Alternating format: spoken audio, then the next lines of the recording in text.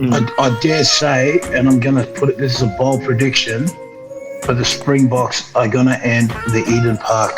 Yeah. Hoodoo. Yeah. They're going to beat the All Blacks, mark my word, that 31 years going to come to an end, and South Africa are going to be that team to end it. Oh, Adding on to it, I think they're going to do it by changing in and putting their B team to do it.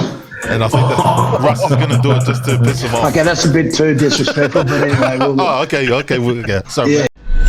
Now, before we get started, make sure you like and subscribe and turn on that bell notification so you know when we upload.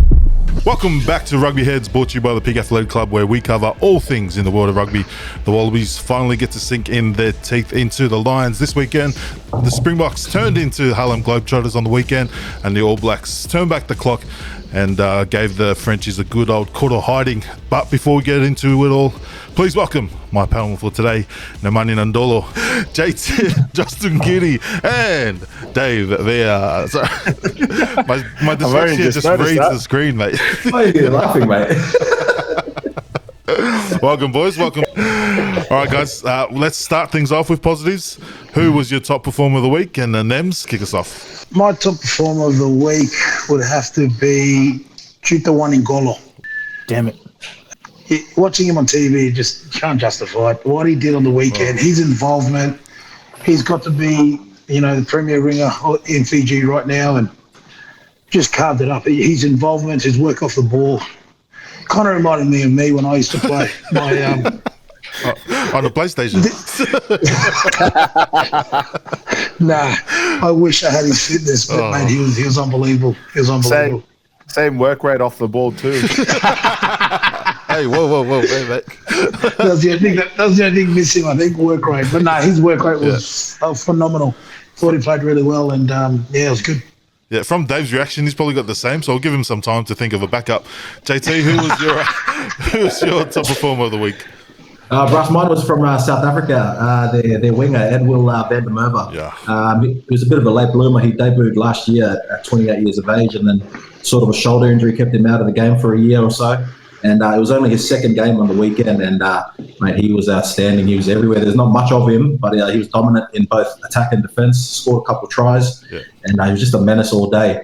And for a small fella, mate, he gets up high because they were putting up contestables, and he was winning every one of them. So, mate, he's in the same mould as Cheslin Colby and Kurtley Arenze. So, mate, they got three wingers, all short, small, and nippy, and can play. So he's my performer of the week. Yeah, that was his second game, and his first game he was man of the match in England. 2 years ago or so. So unreal. Speaking of late bloomers, Dave, who's your top performer of the week? Yeah, no, because Nev stole my top performer of the week, so I'm just going to double down. I see you looking on the mainframe. ChatGPT. You got a backup, mate? No, I'm not going to go back up. I'm just going to double down on Wani Cole, because I watched him the previous week up in Newcastle, and I saw that break he made live, and yes, he's I don't even know, he seems a lot bigger in real life than he is on the screen, I must say. So I'm doubling down on my top performer and going Wani Cole as well. I'm glad to see he's brought back his European flair from Toulouse. And into the international stage with Fiji. Yeah, nice. I also had him, but I had a backup. My backup is Lukan Salakaya Loto. Like most of the boys in that team, they just missed out on All Black selection or Wallaby selection. Lukan was one of those guys, and I feel like he was the only guy that sort of put the hand up and showed the coaches and selectors that they made the wrong choice. So Lukan, he not only showed him on the field, he also, during the stoppage, made sure that give us a call. So shout out to Khan, as our close friends call him Khan. That boy. I did give him a call on Saturday night. I thought he was meaning I should give him a call, but he said wrong person. But that was our top performers of the week. Make sure you put down your top performers in the comments. Now let's go to try or no try. Something during the week that was play on or offside. My try on the weekend was to the referees that ref the test match, Fiji-Scotland, Ben O'Keefe, and that was my choice.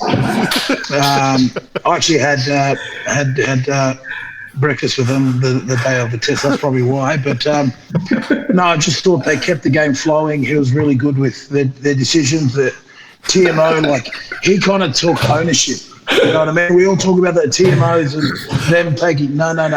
Then he was like, this is what I saw. This, you know, I was really impressed with the TMO standing in the other box next to us. So, my try was the referees, and my no try was the game on the weekend between the Lions and the New Zealand Australia. Just a bit disappointed with the scoreline. Thought they'd probably added more insiders from within our group here. I'm sure he'll let us know. Josh will fill us in, but just disappointed with the scoreline. Thought it'd be a bit more competitive. Maybe they were overcoached. I don't know. Yeah. Maybe we'll get some details from our insider. But they're mine. Yeah, going back to the referee, I also mentioned in the group chat while they're playing, like, all those 50-50 calls, he's giving it to Fiji. Like, even some of the knock-ons, he was going, play on. Fiji, like, oh, okay, mate, just play on. And then Scotland did it. Nope, sorry, mate, knock on. But it was ref well. It was great. Probably one of the best games of rugby I've seen in a long time. My Fijian blood finally came out and started boiling after being a hater on Fijians the last little bit. But JT, was your try or no try?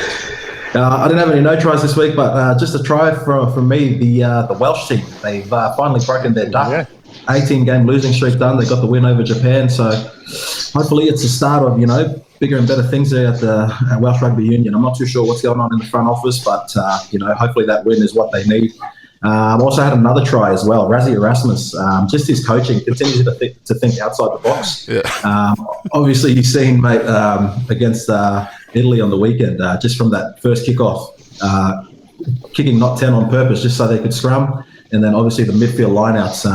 He's someone that he pushes the rule book. He bends the rules, but he doesn't break them. So it'll be interesting to see what World Rugby do about that. But for me, he's one of a kind with his coaching, just a out of the box thinker. And then the last one was Nebs, Ben O'Keefe. I've never seen so many 50-50 calls go Fiji's way, but when you got about 20,000 Fijians mate, swearing and yelling at you, they're going to go your way. So that was my try for the week. That was good. But Rusty, man, even from the kickoff, like they did it straight from the kickoff, and then those two lineups during the.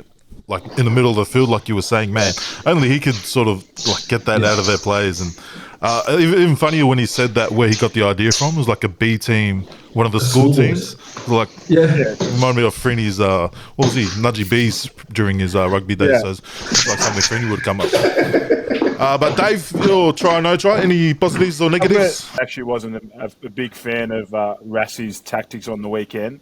I thought it wasn't sportsmanship-like to just kick off the ball straight away. I guarantee we'll see a change in the rule now, now that World Rugby has seen that. And rightfully so, they lost that scrum with a free kick to Italy anyway, so first scrum. So I don't think that's a try. That's definitely no try for me. My try for the weekend was the couple of Smokies made it into the Wallaby squad on the weekend. On Friday when they named their team, I think Josh Cannon made it in, which I saw was a surprise selection. But I think he played pretty well against the Lions Reds game. So I thought that was a massive try for me during the week when the Wallabies named the squad. But I'm not sure if that's the full squad. Maybe there is still room for one or two to sneak into the game. So we'll see after post this weekend's Pacifica Indigenous team if anyone else picks up a spot. But I think that was a try. Yeah, nice. You've already gone over mine, so we'll get straight into the first game. We'll touch on the Springboks and Italy. Who caught this game and who are your standouts? I thought Springboks, they were just too good again. Their forwards just dominated set piece. Obviously, they just wanted to scrum every time as well. You seen from the opening kickoff, so they showed their cards early. But they dominated scrum, line out, and that just made it easier for guys like Mani Labok to just lead them around and Willie LaRue to chime in with his kicking game as well. I thought they were great. But I thought for me, one of the standouts was Grant Williams, the halfback. He was just nippy out of halfback, and some of his pass selections were on the money. He set up a couple tries, scored a try himself as well. And his combination with Labok was really good. So I think what South Africa will be most impressed about, though, was the nil on the scoreline. They lost a couple of players with a red card and a yellow card, so they had 13 there for a bit, and they defended really well, and they kept the nil scoreline for Italy, which I think the coach will be happy, especially after last week's performance. Just echoing what JT said, like, what really scares me is how dangerous this team's going to be in the championship. Like, I think if Justin Marshall spoke about playing the All Blacks, and he said that if they play in tomorrow, South Africa will probably win, and I agree. I just think South Africa at the moment, they're just getting better and better and better, and like, you know, we talk about them playing in, you know, the competition in Europe, and you can sort of see that as well, that exposure, because it suits their rugby game. And whereas over here we're playing a sort of a skill, like a speed game. But I just think they're just looking red hot come championship. I just think they're going to be one of the favourites to win. Yeah, I think as well, just their depth as well. They got so many players to choose from. Like they left out Esbeth, Sia Kolisi, Cheslin Colby, all these guys, and they still got a dominant performance. So they'll be scary come rugby championship. Yeah. They've got good prep to leading up to championship. They've got that another test for Georgia. Plenty more new blood for them to try out some new players. So they'll be pretty dangerous come TRC. Yeah, I just wanted to give a shout to the South African scrum doctor there, Oxen. He came on in like after half an hour. The scrum was sort of going rattle, and then just before halftime, Russie unleashed the beast, and he came on and just absolutely BCF'd the first scrum there. So the Ox, man, he's one of a kind. He's the actual beast. I dare say, and I'm going to put it, this is a bold prediction, but the Springboks are going to end the Eden Park. Yeah, Hoodoo. Yeah. They're going to beat the All Blacks. Mark my word. That 31 years going to come to an end, and South Africa are going to be that team to end it. Oh, wow. Adding on to it, I think they're going to do it by changing in and putting their B team to do it. And I think that Russ is going to do it just to piss them off. Okay, that's a bit too disrespectful, but anyway. Okay. Sorry, yeah, shit. We'll go with your one there, mate. But yeah, we'll cross over to the All Blacks and France game. Awesome atmosphere. They had the Black Ferns playing before the game, but we'll get into the Black Ferns later. All Blacks, France, JT, thoughts and your standouts? Yeah, I think the forwards as well laid the platform again for the All Blacks. France didn't really show up, but guys like Artie Sevilla, with the captain's armband, he really stood up, had a good game. Yeah. Tupai continues to improve at number 6. So I think also Patrick Tupolotu at lock had a good game. So I think with Scott Barrett injured, it sort of allows them to play Fabian Holland a bit more, because he was great as well. So when they're all fit, firing, ready to go, it'll be interesting to see who their two locks will be, because they've got a lot of depth in that position at the moment. So and just in the back on, I thought Cam Rogard as well was good. Scored that try, is real nippy out of half there. But I think New Zealand or the All Blacks need to take a leaf out of South Africa's book when they come up against the weaker teams. I know they don't like to show too much disrespect, but South Africa are willing to put in new players and sort of bleed them against these lesser teams. And I think the All Blacks, they're playing a France team which are under strength. I know they just won the first game, but I think this third game of the series wrapped up, it's their chance to sort of put in all these new players. You know, I'd like to see Tavatavanawa get a start and all these new players come through, especially coming up to the Rugby Championship. You want all their guys to have had a taste already. So, Yeah, I agree. I just think, you know, it's always the case, and we've seen Ireland do it when they play the All Blacks. Their first test is always a hard one. You know, they just win. Wales did that as well. But, yeah, like JT said, the All Blacks, they're tracking in the right direction. I think, you know, they're not where they want to be yet. But I was really pleased with how Beauden Barrett controlled things. Rico Ioane, shout out to him. I thought he played really well. So, again, the All Blacks are tracking the right direction. I know they're probably not what they want to be, and still probably not their full side. But, yeah, like JT said, it'd be good for them to start bleeding, you know, those newcomers in, giving them sort of 67 minutes. They've got nothing. They've wrapped up the series now. And then, you know, sort of come TRC, you want to be playing your best team. I want to mention Tupai because they're playing him at 6 for the All Blacks, which is interesting. He plays 2 row for his club side. So, but to be fair, he actually looked pretty good at 6. So some benefit now has been playing six for him in the same club team, but Tupoivai actually looked pretty good on the weekend, so it'll be interesting to see if he stays there or they move him back to the 2-row. But quite like seeing him at 6 in the loose, to be fair. Yeah, kind of reminded me of Jerome Kino. Yeah. Playing at 6, you know what I mean? Like that big, intimidating sort of figure. So, and it's also very skillful. Yeah. But I think one of the things, if you look at the All Blacks in South Africa picking players, for example, if you're an 8, you're an out-and-out 8, not like a half 8, half 6, half 8, half 7, which I think, the All Blacks is kind of picking hybrid players in their team, something that probably South Africa does slightly different to them. Muddy, a hybrid. Nice. Let us know your thoughts in the comments, and we'll get into this game. It was a bit of a disappointment. Nem's already mentioned the Anzac 15 versus the Lions. JT, thoughts and any standouts? Be honest. It was a disappointing game, man. It's like some of those Lions tries were really soft, and I don't know. I don't know about the preparation, if they had the right preparation or if they were overcoached. I've been told. So I think they just needed to simplify their game plan a bit more.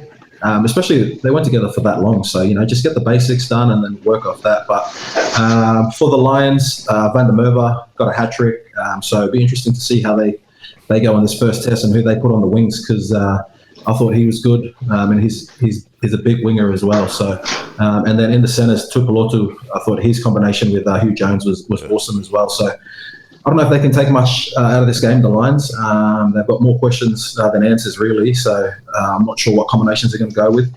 And just from an Australia-New Zealand point of view, I thought, you mentioned it earlier, Sione Lukan, he stood up again.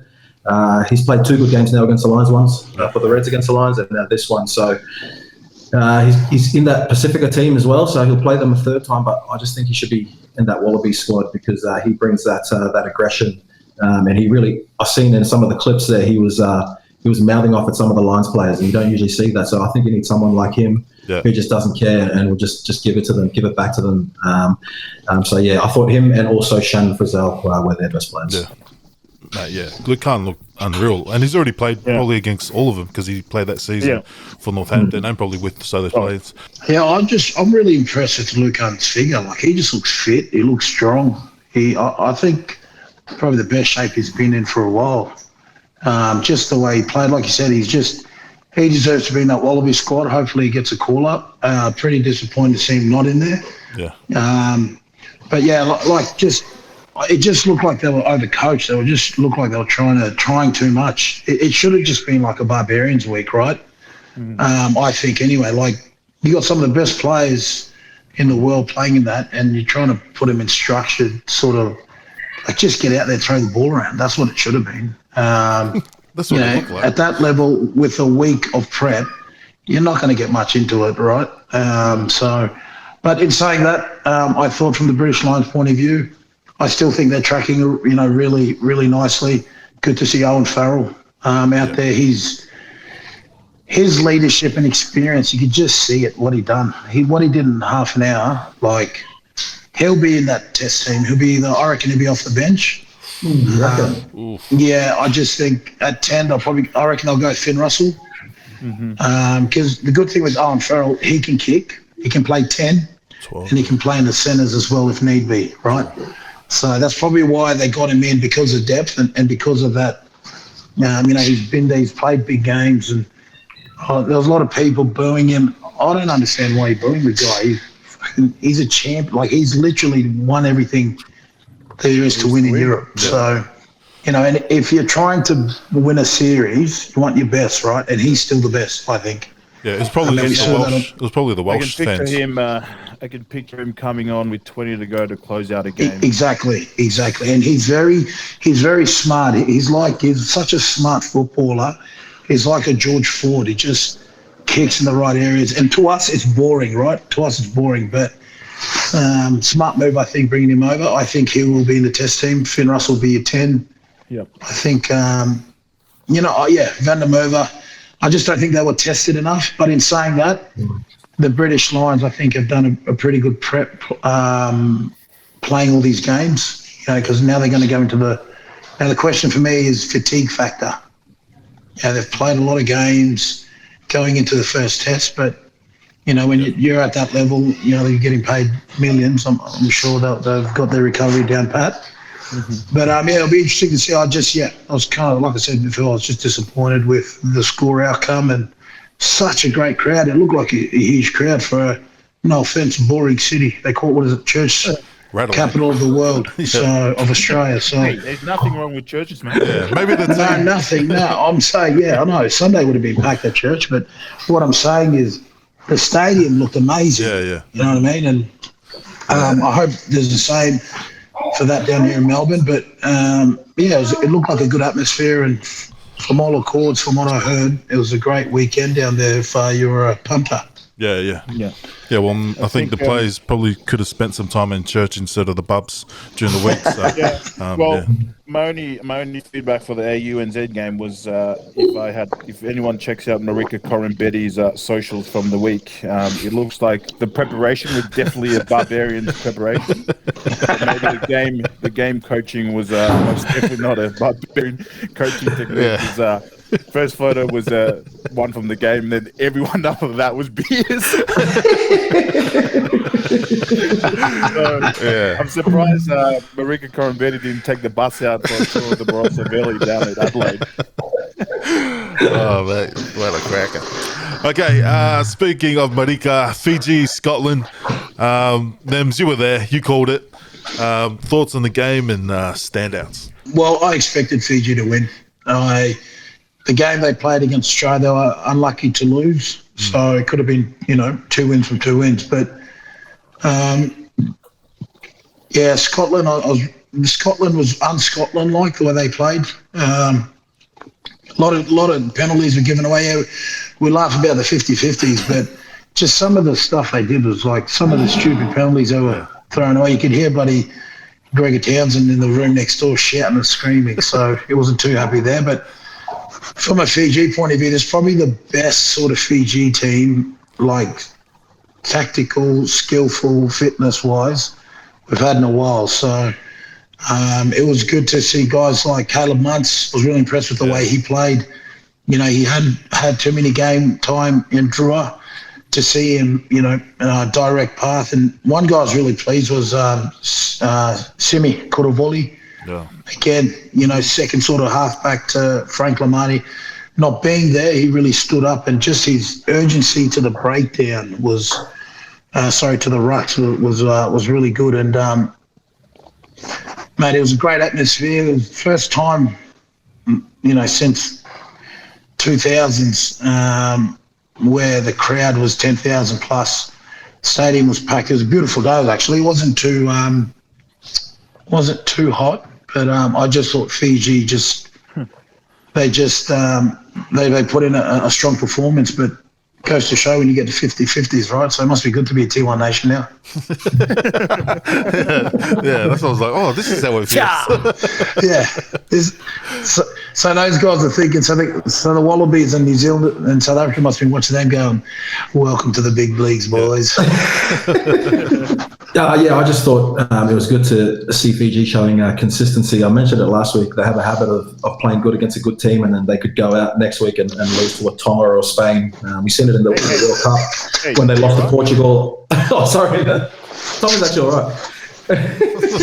But we seen it in the World Cup when they beat the Wallabies and they lose to Portugal. So they have a bad habit of that. But, I was impressed. They came out against Scotland and they really showed up. But I was still a little bit disappointed in a bit of their performances. I think they left too many tries out there. I think they bombed about 5 tries in the first half. And I think if we're going to be a tier 1 nation and play against all these big teams, we need to learn to be disciplined with the ball.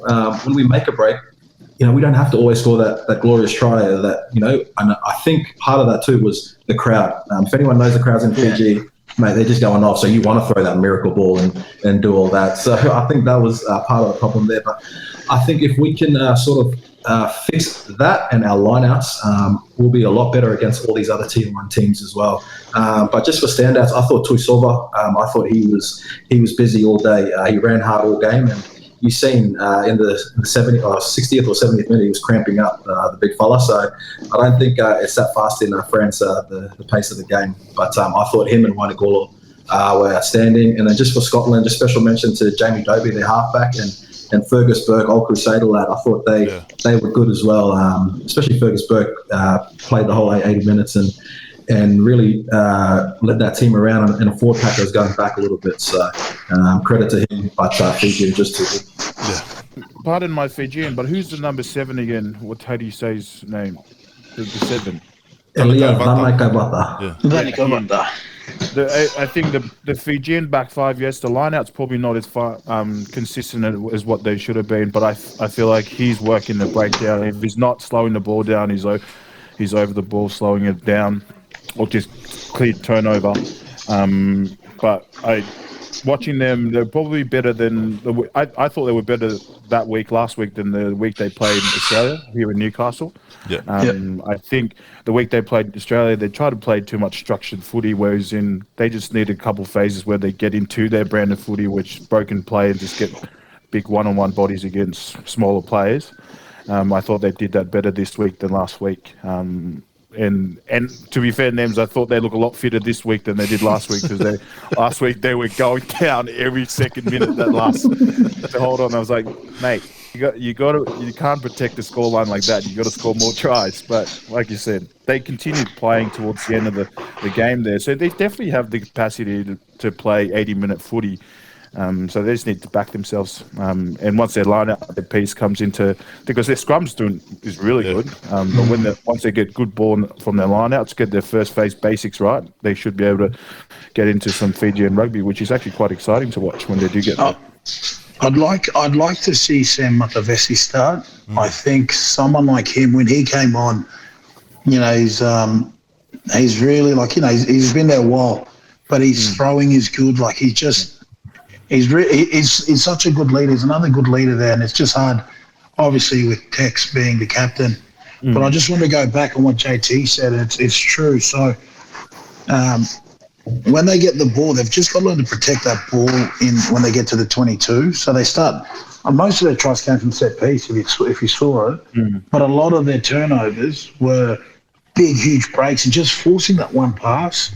Yeah. And that's probably the most probably frustrating thing, is they get there with the way they play. It's just securing that ball and pressuring that ball a lot. And when you got guys like Josh Tuisova and Bill Mata running up, like watching them live run into contact, holy hecker.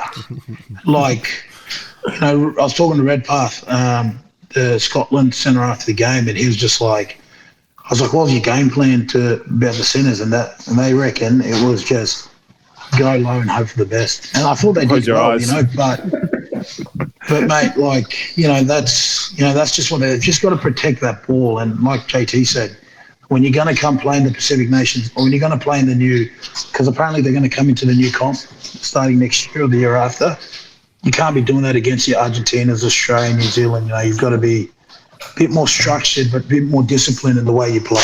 Yeah. But it's good that Scotland's actually touring the islands. Like, when the island teams go over in the November sort of thing over to Europe, we always get dusted. But you don't see them coming over here and trying to actually play in where it's our home environment. So it's good to see them come over and get dusted here in the islands. So hopefully all the other countries do the same and come and experience the island nations. But lastly, we'll go on to the Black Ferns and Wallaroos. It was a tight first half before the Black Ferns skipped away in the second half. JT, our female rugby expert, thoughts? Yeah, I thought there's a much more improved performance from the Wallaroos, especially that first half, and I thought they mauled well as well, and they scored off that maul with Kaslik there early on. But I just thought, in saying that as well, New Zealand, I don't think were their best as well. There's a few balls where they go out the back and it'd go to ground.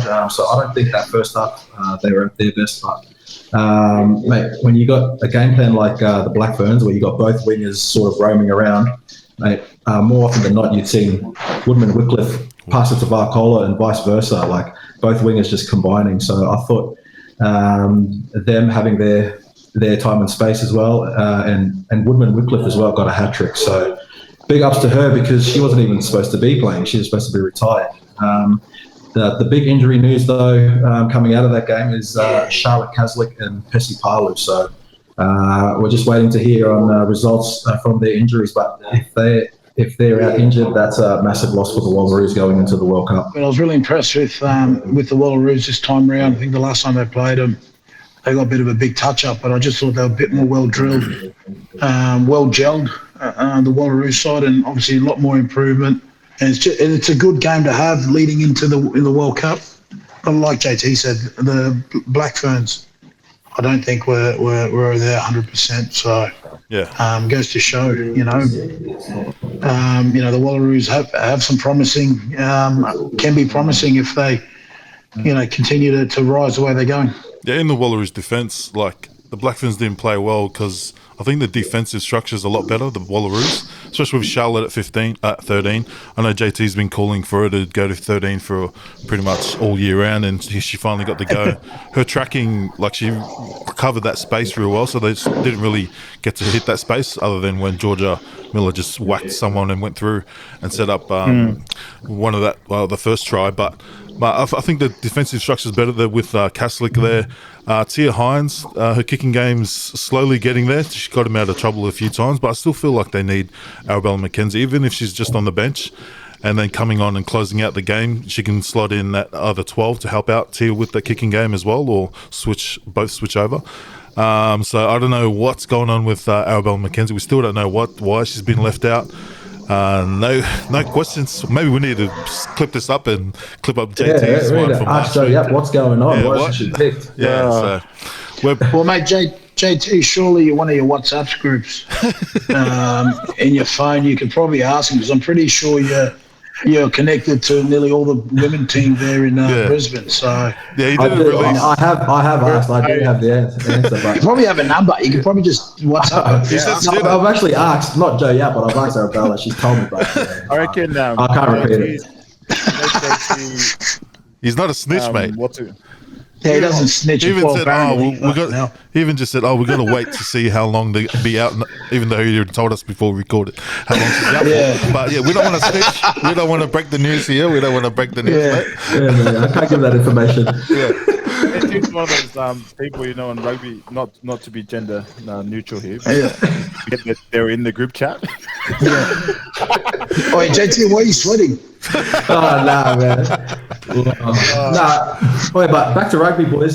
Just get back on the Black Ferns, mate. Yeah, Black Ferns. Georgia Miller, come on. Bro. She was outstanding, and I think she'll be the new 7 for the Black Ferns going into this World Cup. They got a whole heap of depth in the back row, so I think she really staked her claim in that game, and she'll be the 7 moving forward. Yeah, like to put it into perspective, Ruby Tui wasn't even in the squad. She got called in for an injury cover, and then she did well. She showed her speed, so I'm saying she might still even make that Rugby World Cup squad. So they've got the depth compared to the Wallaroos, but it depends if they can do that against England. Is what the Black Ferns test will be. They've got the squad, is just seeing if they mesh. I still think what's her name, Duplessis, she should be at 13 because they've played pretty much the last 3 years together, her and Sylvia Brunt at 12, 13. So it'll be interesting to see what they actually do. Wallaroos still have 2 more games. They got the game at Ballymore in 2 weeks against Wales, and then they finish off first week of August at Norths in Sydney against Wales as well. So make sure you get out to that. I'm sure JT will be down there, so go and get an autograph off him or something like that. And but yeah, let us know your thoughts in the comments. Anyone else? Dave, did you catch the game? Sorry, I forgot to ask you. My only comment is what's it called? Slightly disappointed that we couldn't line up one of the games, the Wallaroos, and before the Lions Wallabies game. That would have been good to tee up, but it is what it is. Okay, mate. Man, we don't want to start controversy, right? JT's sweating. You're crying over there. My only shout out is to what's her name, Ellis on the wing. She debuted. The Wallaroos. Yeah. Might need to check her passport or her birth certificate. She looks like she's about 15 and debuted on the wing. Not far off. She's 17. And also Addie Talagai came back from ACL and made it on the bench. I know she was in the squad earlier, but had to unfortunately come home with the passing of her father. But she was back on the bench on the weekend and got on. Yeah, so shout out to them. I still got to shout my favourite player so far this year. I think she's only come back from rugby league. Faliki Pohiva. She's switched from tight head to loose head. I think she did that after 30 minutes, so she came off after 30. But that 30 at the start, she was danger. So, when she can hit it to 40 minutes before she does the switch, mate, watch out, world, watch out, world. But yeah, that was our debrief for the matches. Now let's get into our quick match predictions, our multis. We'll start off with the big one, match of the round, Lions Wallabies this Saturday at Ballymore at Suncorp Stadium. Nems, who do you think's going to win this, and what's the margin? And who's going to start? Who can pick? Backline. I'm going to go the Lions. I just think they got a good record in Brisbane, and I just think it's going to be a close one. It'll be, how do you do it in the betting world? 12 less or 1 to 12 1 to 12. 12 13 plus. Yeah, I just think, I just haven't seen enough from the Wallabies to be, for me to think otherwise. I just think the Lions have had they've had all the game time. They've got guys coming in as well. Obviously, they've had injuries along the way, but I just think they're going to be a bit stronger, and particularly up front. I'm a bit worried about the set piece stuff. Their forwards are pretty good, so okay. Look, my heart says Australia, but thinking with my head here, I just think the Lions will be they'll come 1 to 12, they'll win. Bloody Judas. Who are you picking in the centre comments for both teams? 12-13. 12-13, I'm going to go Tupolotu and Aki. Oh, okay. I just think, that or who's the Scottish centre? Jones. So Tupolotu will be 12, and then I just think it'll be a coin toss between Jones and Aki. And then for the Wallabies, I'm going to go Ikitau and Suali'i. I just think when they played against Fiji, they did really well. So they're going to be my centres for the round one or test one. JT, you going same with Nems or? Yeah, I think the Lions will be too good. I've backed them 3-0 in the series, but happy to be proven wrong. But I think their set piece will just be too dominant, and then I'm assuming Finn Russell will be at 10. He'll be the key to unlocking that back line. And I think the centre pairing I'd go with is Tupolotu and Ringrose. Oh, he's out. Ringrose out. He's out. For the first game. Then I like the Tupolotu and Jones on the weekend. Yeah, I was going to go Ringrose, but he's injured. He's out. Yeah, so I think they'll get the job done. For Wallabies, I think Ikitau has to go to 13. I don't know. Yeah. But and Swali back to fullback or to wing. Yeah, I'm going with you. I'll go Paisami. He proved that in that Reds game versus Lions that he can do it at 12 and then push Ikitau back to his comfortable 13. But, you both went with the Lions. I'm hoping someone's going to back me with the Wallabies. Yeah. Our Randwick local there, Matt. Think with your head. I like that Nem's actually spoken like a true winger and thinks he knows anything about set piece. Whoa. I don't know what JT... I watched a lot. The fact that he said that a winger is telling me that the line set piece is looking pretty good. He was pretty ill against the Reds. I rest my case. So yes. So I'm actually I'm backing the Wallaby scrum to actually front up against the Lions. I think both sides have very good backs to be unlocked, but it's going to have to come down to set piece and tight five dominance. So I back the Wallaby scrum over the Lions from what I've seen so far. Who are you picking from one game? Who are you picking in the front row? Game. Who are you picking in the front row? Tight and loose.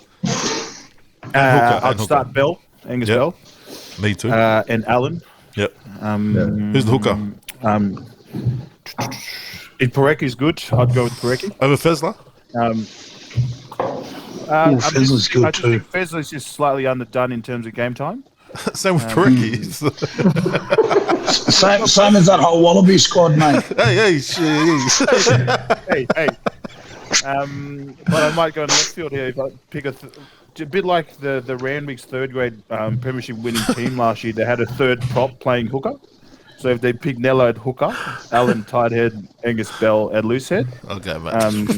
If we think Rezi Erasmus is creative, then this is what Joe Schmidt's creative version will be. But no, I think Parecki just from a line-out consistency, set-piece dominance, and then you have Allen and Bell to start us off very well. And then we got the Tongan Rhino coming off the bench, truly. So I think the Wallaby set-piece 1 to 12 will at least be parity. 1 to 12 Wallabies. All right, we'll split. And then my centers. No, we don't. You're not a center. I'm going to call this right now. We'll move. I agree with Len Yikitau at 13. Yeah. We will put Hunter at 12. Yeah. And we will deploy the easy full out tactic on the lines again and put Toili on the wing. Okay. Yeah. Good. I like that one. So we'll split the multi here. Me and Dave will ride one, and we'll get the Wallabies haters to ride the other one. I mean the Lions teams to ride the other one. And then the second game we got All Blacks France. Surely All Blacks 13 plus. You reckon, boys? Unless anyone's got something changed. All Blacks 13 plus. Tava Nawai starting 12. So JT, you think you changed the whole, or just put everyone in as played? I'd give everyone a crack. Change up the squad, the team. So we were both multis. We're going to go All Blacks 13 plus. Now Springboks Georgia. Surely we'll both go Springboks 13 plus on both. This could be anything. This scoreline, because they got pumped by 100, didn't they, Georgia? Imagine Portugal. By Ireland. Yeah, Portugal. no, that was Portugal. That's Portugal. Georgia's been. But Georgia did lose to the Cheetahs. Practice. I think the Springboks will play their fourth team. I reckon the Springboks will put that school team that Rusty was watching, the B team, the school B team in, and probably still win. Yeah, they might grab some guys from the under-20s or wherever they're playing and bring them in. But no, I just think the Springboks are going to be they'll be too strong. Yeah, It'll be too strong. They'll blood new players and they'll invent more new plays against. Yeah. So that'll only become illegal after this weekend. So, whoa. What do you? Oh yeah. So then we'll lock in Springboks 30 plus on both, and then last game of the round, the other game of the round, Samoa and Scotland in Apia. JT, who do you think's going to win this one and the margin? Mate, I think Samoa's just been in camp for a week over in New Zealand. There, the game's in New Zealand, I think. I've got them 13 plus, and Fergus Burke man of the match. Scotland 13 plus. Yeah, what? Whoa! So Fiji can do whatever, then Samoa. Samoa's a shambles, mate. Mate, Tonga will get that one, mate. McFarlane, mate. Who else is in there? Jacob Umanga's Samoan qualified now, mate. Mate, I've seen they've called up AJ Latimu. There's no hope.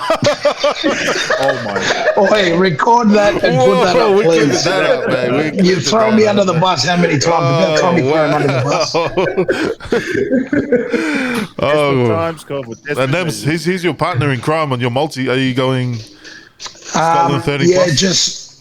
So Scotland rested 14 players last week. So all their big dogs will be back this week. I just think, Scotland, momentum. They've played 2 games on the trot against quality sides. Samoa hasn't played a game. And we all know when you play your first, when it's your first test of the year, we're all rusty. We've seen it, but we've seen New Zealand, we've seen Australia, we've seen Fiji even. I just think Scotland are going to be too strong. They'll be 13 plus, 20 plus if there is a record. Oh, well, I hope everyone in South Auckland's listening to this and Moana squad get out there and back the Manu Samoa boys. Oh, wait. Who are we playing this week? No, we don't play any other teams. No, so yeah. Dave, surely we're going to back Samoa. Are we backing Samoa? Are we backing Samoa now? I'm with my betting head this one. Yes, I'm also going to back Scotland. Can we at least go 1 to 12? Can we at least go 1 to 12? He's thinking smart. There's no Darcy Graham. He's out. They've finally acclimatized to the travel to the southern hemisphere. They've had a game against Fiji. I think this is Samoa's first game, isn't it? Yeah. And Samoa's it's a very new squad. There's a lot of new players that they're debuting there. So a week's not enough. We've seen it. AUNZ team.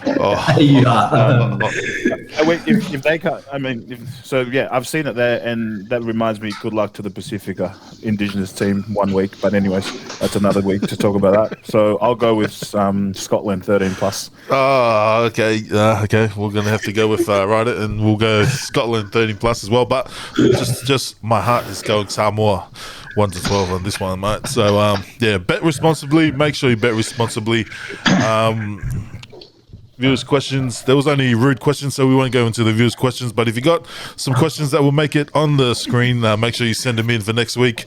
Boys, shout outs. My shout out is to both two teams. They travelled to the South Pacific. You know, like we said, we want to see a lot of teams from Europe come to the islands, and that was obviously Scotland. It's not the first time they've done it. And hopefully we can see. So big shout out to them for coming down and bringing down a squad. And we wish them all the best. Scotland's kind of like the Fiji second team. It's like the Fiji team in the UK. So they've definitely got 1 million new supporters. Yeah. And the other team is the British Army. They played a game against the Fiji military forces in the game before, in the curtain raiser, so to speak. So big shout out to them. They came down and played, got touched up, got beaten by 50, but just to see teams from the UK come to the islands, and we're so used to seeing Australian teams and New Zealand teams. So big shout out to those guys, and wish you guys all the best heading back. Yeah, it's funny to when the UK. The British Army come to Fiji, and then when they leave, the next game's always the whole team's full of Fijians. So congrats to the new British Army players for the next game. JT, your shout outs. My shout outs to the big fella there, Nemzi, mate. His debut international rugby commentary. Mate, come a long way from commentating on Jonah Loma Rugby. But, mate, I thought you'd done well. It sounded like you came off a weak bender, but it was good, mate. You got there. I don't appreciate text messages from you and the boys while I'm playing. You can't be messaging the group chat mid-game, mate. You're on the job. Yeah, don't say that. Go to that, mate. I'm just glad you didn't have your partner in crime, Whitey, there, where you had the stupid challenge of trying to use words during commentary. It was so funny because I was with two old guys, like guys who've been there for years, right there. So it was like you're trying to joke and they're just looking at you. So I was like, okay, sorry, mate. Sorry, mate. This is not the draw. So I blame Sam Mike for teaching me all that stuff. Yeah.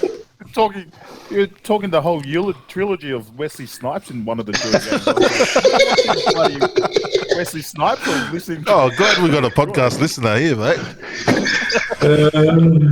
Dave, your shout out. My shout out. I like to double down on NEMS teams that are touring the Pacific. I like to always tell people Fiji is great for a holiday, not for a rugby tour, because. That's exactly what they said. Going down there and playing a game of rugby, you have to be very brave to do that. So shout out to them for doing that. Fiji great for a holiday, not a rugby tour. Yeah. But my shout out, come on, Wallabies this week. Yep. I'm not sure when they named their team, whether it's tomorrow or Thursday. Excited to see who's in the first 23. But massive shout out to them. Yep. But also just the rugby public. Here in Sydney, the Taj game the other week was massive, but also the touring supporters of the Lions are massive. So it's good to see a lot of rugby noise and supporters out and about. And like Nims mentioned earlier, the Adelaide looked actually unreal on the weekend for an AFL town to bring the rugby circus there. So it's pretty good. So rugby public, also shout out to them together with the Wallabies this weekend. How much do you reckon RM Williams have made in this last 2 months? A bit. Well, Axione, he bought some. I was going to say Axione. Yeah, I'm going to go back and get some more. But my shout out is I'm going to fill in the blanks here for Dave because I know his best friend travelled from the other side of the world and he's he's watching the pod now and waiting for Dave to shout him out. But shout out to Flo Fainga'a. I know Dave forgot about you, but thanks for shouting Dave's Mills all this week. And safe trip back to Fiji. To France, mate. Does he want to play in Fiji? He was in Fiji before. I saw this. I'm sure he's got some Fiji in him. Hey, John, just ask JT. We know all about it. Just here for the Bills, mate. Get out of here. Howdy, Russ. All right, guys. Make sure you like and subscribe. We'll see you next week. And up the Wallabies. Later. Thanks, boys. Like